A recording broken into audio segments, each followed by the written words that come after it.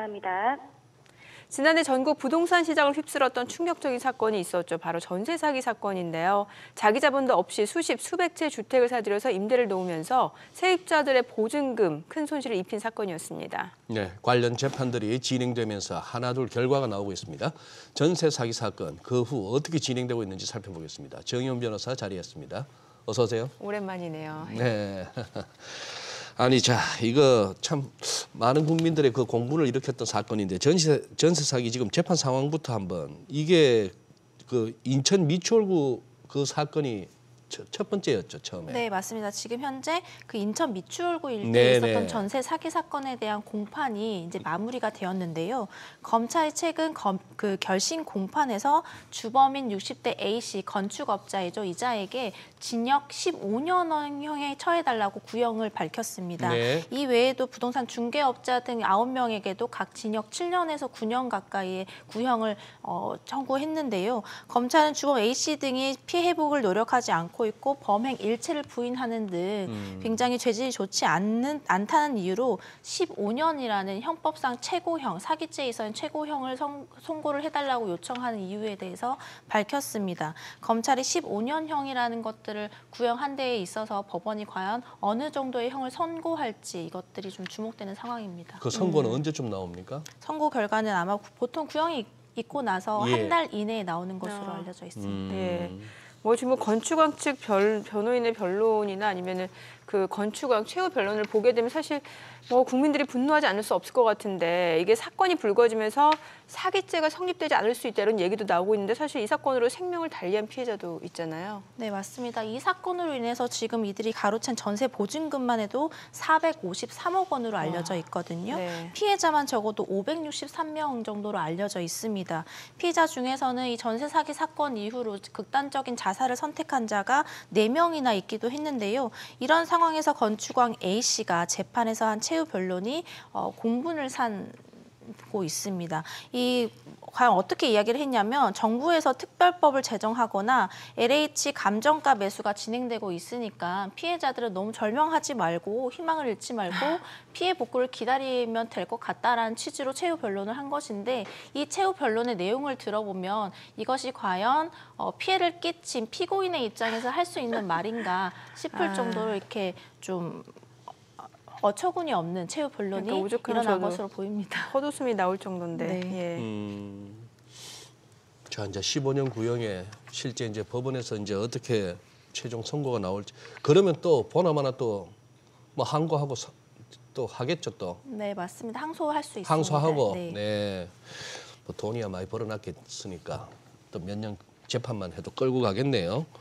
자, 그러면 이거 피해 규모도 크고 법정 최고형이 구형됐다고는 합니다만, 자, 그러면 경기 오산하고 화성 거기서는 또 20억 원대 전세 사기, 요거는 실형 5년 정도라고요? 네, 맞습니다. 2020년 8월부터 22년 11월까지 경기 오산과 화성 일대에서 네. 다세대 주택 건물 3채를 보유한 자가 전세 보증금 22억 9천여만 원을 편취한 사례가 있었는데요. 네. 이자에게 검찰은 징역 8년을 구형했는데 법원에서는 징역 5년을 선고했습니다. 네, 구형이라는 것은 형사재판에서 검사가 재판관에게 네. 얼마의 형벌을 처해달라고 요청하는 행위이거든요. 구형이고. 네, 맞습니다. 네. 그럴 경우에는 법원은 여기에 구속되느냐 그렇지는 않고요. 이것들을 그냥 다만 참작할 뿐입니다. 따라서 구형에 비해서 법원의 선고가 낮게 나올 수도 있는 상황인데 무조건적으로 낮게 나오는 것은 아니고요.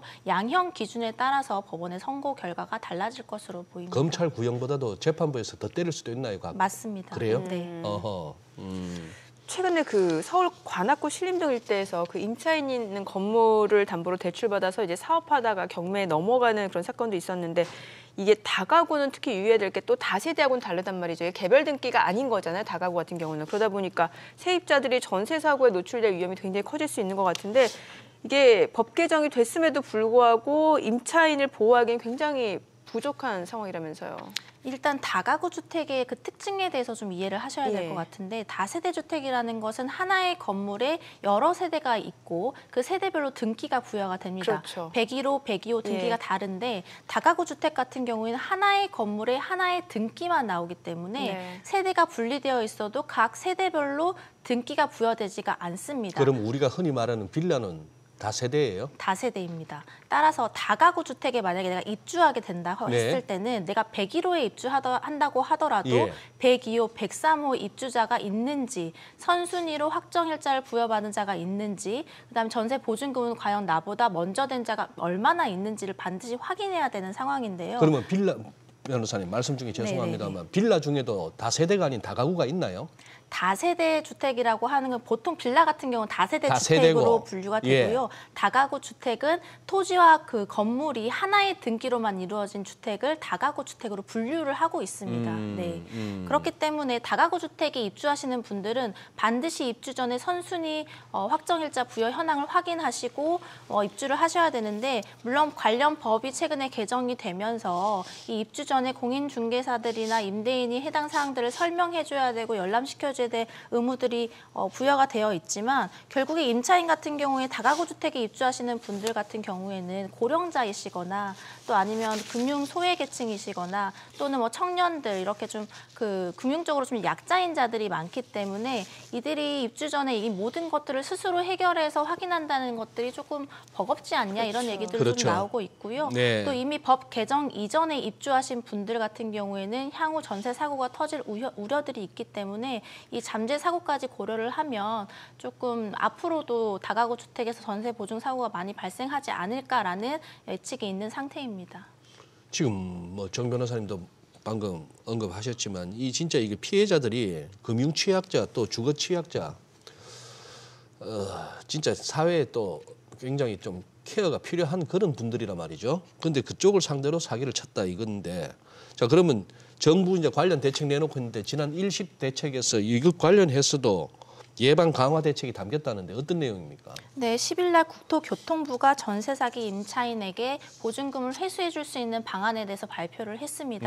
중요한 것은 이 LH가요. 이 피해 물건을 낙찰받는 것보다 더 빠르게 자신들이 협의 매수해서 보증금을 조기 상환해 줄 수 있는 방안을 검토하겠다 이렇게 밝힌 것인데요. 경매나 공매에 넘어가게 되면 보통 최저가 낙찰을 받게 되고 그다음에 시일도 굉장히 오래 걸리기 때문에 임차인 입장에서는 보증금을 회수하는데 굉장히 많은 시일이 걸리고 또 울며 겨자 먹기로 임차인이 낙찰을 받아야 되는 상황이 올 수도 있는데 LH가 빠른 시일 내에 감정가 수준으로 협의 매수해주겠다 이렇게 해준 것입니다.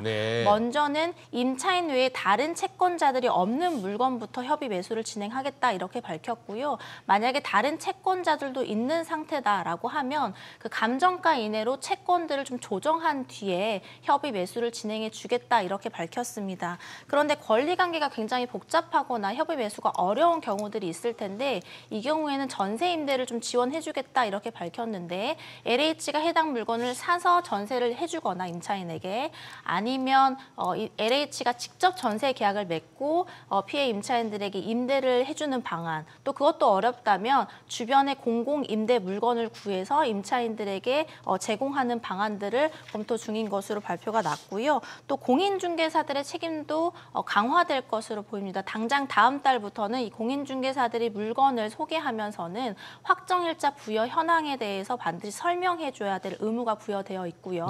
또한 임대인의 세금 세납 세액에 대해서도 반드시 설명해줘야 될 의무가 부과되기 때문에 이 의무를 지키지 않는다라고 하면 전세 사고가 발생했을 때 공인중개사에게도 무거운 책임이 돌아갈 것으로 보이기는 합니다. 그래서 이제 뭐 전세 대출의 금융당국이 총부채 원리금 상환 비율 이제 DSR 규제를 적용하는 카드를 지금 다시 검토 중이라고 하는데 사실 실수요자 입장에서 이제 반발이 클 수 있는 그런 카드긴 합니다만 또 이 같은 뭐 전세 사기 좀 이런 세력을 막겠다 이런 의도도 좀 포함된 걸로 해석되거든요. 네, 맞습니다. DSR 규제에 제외됐던 전세자금 대출을 포함시키는 방안을 검토 중이다 이렇게 금융당국에서 밝혔는데요. DSR 대출은 아시겠지만 결국에는 대출 한도를 정하는 하나의 하나의 방법입니다. 그렇죠. 그런데 쉽게 말해서 1년 총 소득액 중에서 내가 원리금을 변제하는 비율을 어느 정도로 정할 것인가 하는 것이 DSR 비율인데 현재 40% 수준으로 있거든요. 그렇다면 내가 총 1억 원을 1년에 번다고 했을 때 1년간 4천만 원 한도에 내에서만 원리금을 상환할 수 있을 정도만 대출을 내준다는 의미입니다. 그런데 지금 현행 DSR 제도 내에서는 이 전세 대출이 포함되어 있지 않다가 앞으로 이제 전세 대출도 포함시키겠다 이런 방법들을 검토하겠다 발표가 난 것인데요. 네. 전세 실수요자들의 반발이 심해서 그렇죠. 2021년도에도 해당 카드를 꺼냈다가 철회한 사실이 있었습니다. 당국은 결국에는 이러한 DSR 규제 정책을 전세자금 대출에도 적용시키겠다 발표한 것이 가계부채가 굉장히 높기 때문이라고 발표는 하지만 네. 그 이면에는 전세 사기와 같은 생태계를 만든 갭 투자를 좀 막겠다라는 취지가 있는 것 아니냐 이런 얘기들이 있는데요. 그런데 결국엔 DSR 규제에 전세 대출이 포함될 경우에는 전세 실수요자들이 피해를 입을 수도 있는 상황이기 때문에 당국에서는 두 가지 조건을 새로 내걸었습니다. 하나는 유주택자들에 대한 전세자금 대출에만 해당 사안을 적용하겠다. DSR을. 네, 맞습니다. 그리고 두 번째로는 원금은 빼고 이자 상환분에 대해서만 DSR을 적용하겠다. 이렇게 조건을 두 가지를 내건 것인데요. 네. 결국에는 실수요자는 좀 보호를 하고요. 갭 투자자들은 좀 막겠다. 이런 방침으로 규제를 좀 계획하고 있는 것으로 보입니다. 이게 이제 또 집주인이 이제 전세 세입자들한테 이 전세 보증금 돌려주지 못할 때 주택 도시보증공사 맞나요? 네, 맞습니다. 예, 여기서 이제 전세 보증을 해주는 거 아닙니까? 근데 이게 지금 너무 금액이 커졌다고요? 네, 맞습니다. 지난해 우리가 생각해보면 두 가지 큰 이슈가 부동산 네. 업계에 있었다고 네. 보여지는데 하나는 전세 사기이고 전세 사기. 하나는 역전세였거든요. 네네. 이런 여파 때문인지 집주인들이 임차인들에게 전세 자금을 돌려주지 못하는 사례가 급격하게 발생하게 네. 되면서 보증 사고로 신고 접수된 건수가 작년 사고액으로만 보면 4조 3,347억 원. 예. 그리고 사고 건수만 보면은 19,350건으로 접수가 호호. 됐습니다. 이것은 작년 2022년 대비 3.6배에서 7배 정도가 상승된 수치인데 결국에는 전세 사기 그리고 역전세 여파로 인해서 이 허그가 굉장한 재정적 부담을 부담해야 되는 상황에 예. 온 것이죠. 결국 이렇게 되면은 그 단기 순손실이 늘어나게 될 것이고 자본금에 굉장한 큰 압박감을 받을 수밖에 없는 상황이기 때문에 정부에서도 여기에 대해서 굉장히 심각성을 두고 지금 검토 중에 있는 것으로 알고는 있습니다. 결국 이렇게 되면 허그가 보험으로 보증해 줄 수 있는 비율을 낮추거나 일시적으로 보증보험 제도가 중단되는 초유의 네. 사태도 발생할 수 있다. 이런 우려의 목소리들이 굉장히 커지고 있는 것으로 보입니다. 네, 뭐 상황이 이렇다 보니까 이제 허그도 보증보험을 마냥 받아주지는 않는 분위기인 것 같고 이제 보증보험 가입 기준을 강화했는데 이제 문제는 전세 사기 우려가 있다 보니까 이제 아파트가 아닌 뭐 빌라 같은 경우 오히려 지금 인기가 떨어졌단 말이죠. 전세값이 뚝뚝 떨어지다 보니까 정작 보호를 받아야 할 세입자 입장에서는 내 전세 보증금 나중에 돌려받지 못하는 거 아니냐라는 이런 또 우려도 나오는 것 같거든요. 네, 맞습니다. 올해부터 신규 전세 계약이라든지 예. 갱신 계약에 해당하는 사안들에 대해서는 강화된 전세 보증금 보험 가입 요건이 적용이 됩니다. 쉽게 말씀드리면 과거에는 공시가 기준으로 해서 150%까지 보험으로 보장을 해줬다면 이제는 126%까지만 보험으로 보장이 되는 것인데요.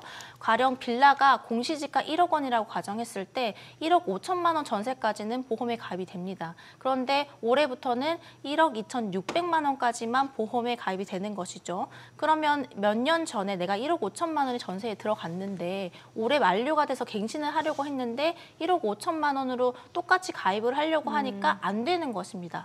그러면은 1억 2,600만 원으로 전세 보증금을 낮춰야지 되거나 아니면은 보증보험 가입이 불가한 채로 전세 계약을 갱신해야 되는 상황이 오는 것이죠. 굉장히 이런 것들이 역전세 부담으로 다가올 수도 있는 것이고 전세 시장에서는 굉장히 큰 혼란으로 올 것이다 이런 분석들이 있습니다. 지금 뭐 시간은 얼마 안 남았습니다만 지금 그거 한번 우리 결국 세입자들이 안 당해야 되는데 네, 맞습니다. 그러면 좀 전세 사기 유형은 다양해지고 더 정교해지고 그러면 우리가 세입자 입장에서 이 자기 그 보증금 보호하기 위해서 꼭 알아야 될 거, 또 네. 뭘 주의해야 될지 그거 한번 좀 알려주시죠.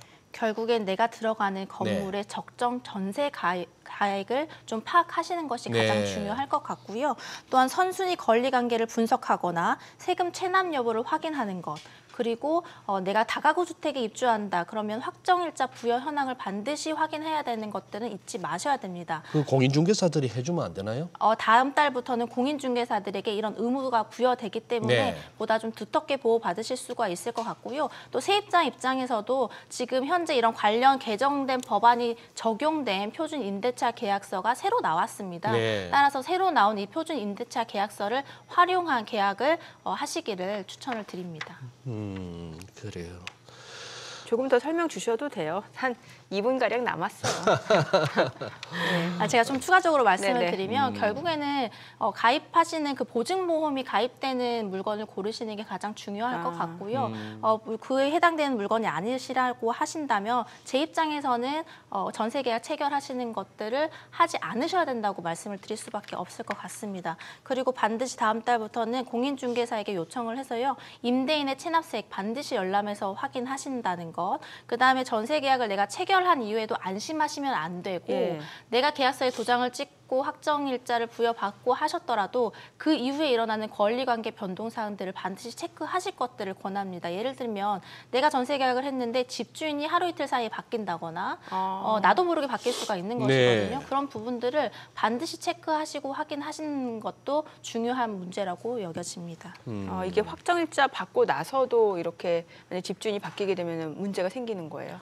문제가 당연히 생길 수 있고 내가 만약에 A라는 사람하고 임대차 계약을 체결했는데 네. 다 계약을 마무리하고 나서 입주까지 마무리 지었는데 며칠 뒤에 B라는 사람으로 임대인이 바뀔 수 있는 것이거든요. 내가 확인한 그 임대인은 A라는 사람의 체납세액을 예. 확인한 것인데 그런 B라는 사람에게 측면에서. 확인을 내가 체납세액을 안 한 그러네요. 상황이었기 때문에 만약에 갑자기 바뀌게 되면 내 보증금을 또다시 보호받지 못하는 상황에 처할 수가 있게 되는 것이죠. 따라서 내가 계약을 체결한 이후에도 집주인이 바로 바뀐다거나 이런 사항들을 반드시 체크하시는 것이 바람직합니다. 네. 네, 오늘 내용 잘 들었습니다. 고맙습니다.